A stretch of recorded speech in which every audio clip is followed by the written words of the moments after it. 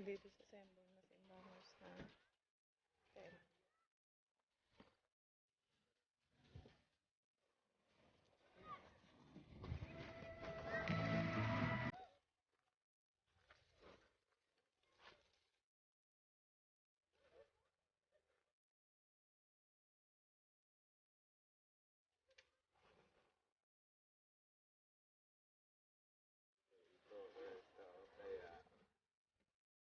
Ayan. Habang si Imbangers ay naglilikom ng aming tent. Doon naman sa kabilang.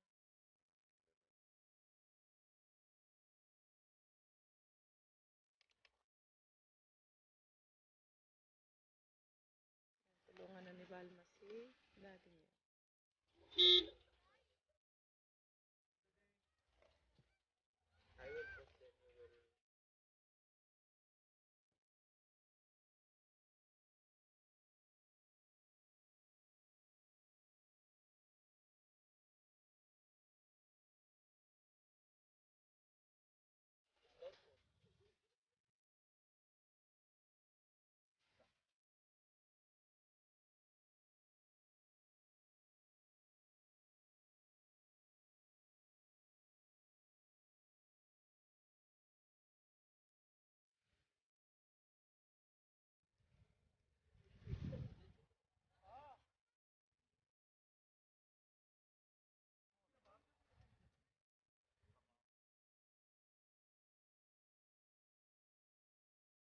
Habang ay tinutulak ni daddy yung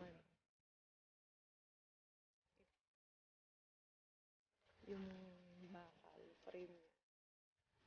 Si Balma naman ay nag-fold doon sa dulo.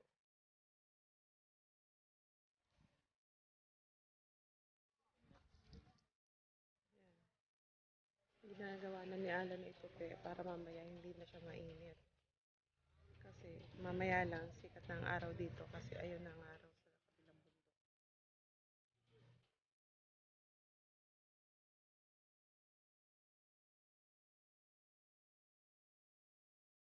Same thing dun sa other side. Tinutulak lang ni Alan tapos ipa-fold ni Balma. Kakatuwa naman ang aming location kasi kami ay nasa gitna ng napapaligiran kami ng bundok.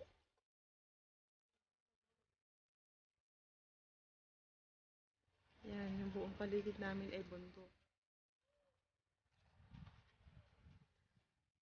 Tapos ito yung kapatagan na pinagkakampingan ng mga tao.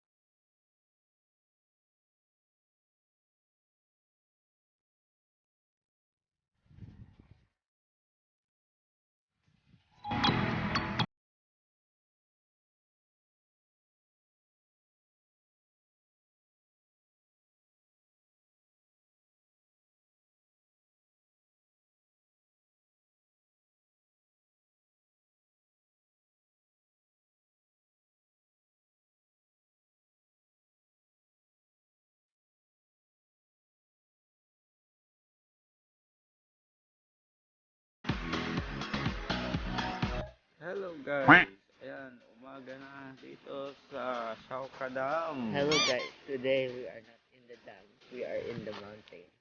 Yes, in the mountain spit. At may kumonti na ang mga tao. Kumonti na rin ang mga sasakyan. Hindi kagaya kahapon hanggang dito ang sasakyan. Kasi uwihan na, yung iba naman kasi tamang mga tatlo hanggang 4 na oras lang nag-stay. Hindi sila nag-overnight.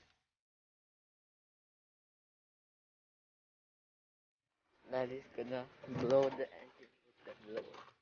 Oh my god.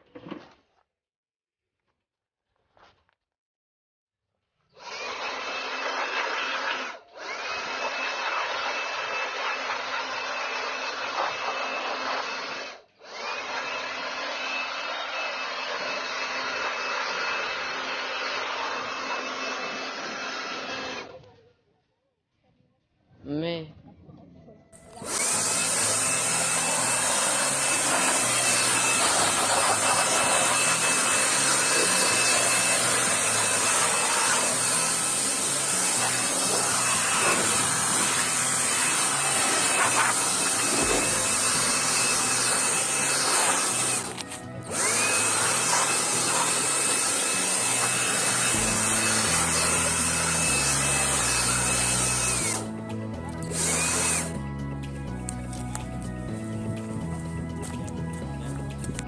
Ayan mga kaimbangers. Hanggang dito sa labas pala, mayroong mga nakapark. Pauwi na tayo. Nakatapos na naman ang isang gabing camping. Convoy natin yan ay sina Brother John. 1, 2, 3, 4, 5 cars pala tayo ngayon.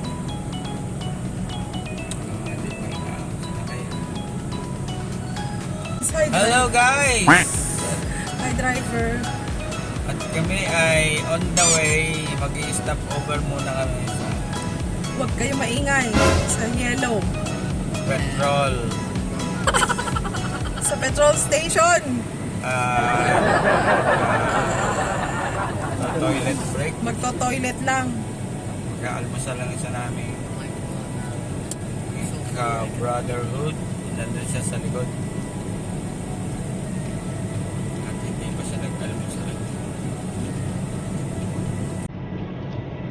Tatlong Ayan. brotherhood nasa likod. Ang convoy namin, isa sa unahan. Ayan, isa sa unahan. Sa likod. At tatlo sa likod yon. White and dalawang black. Black. Tapos na naman na walang sign.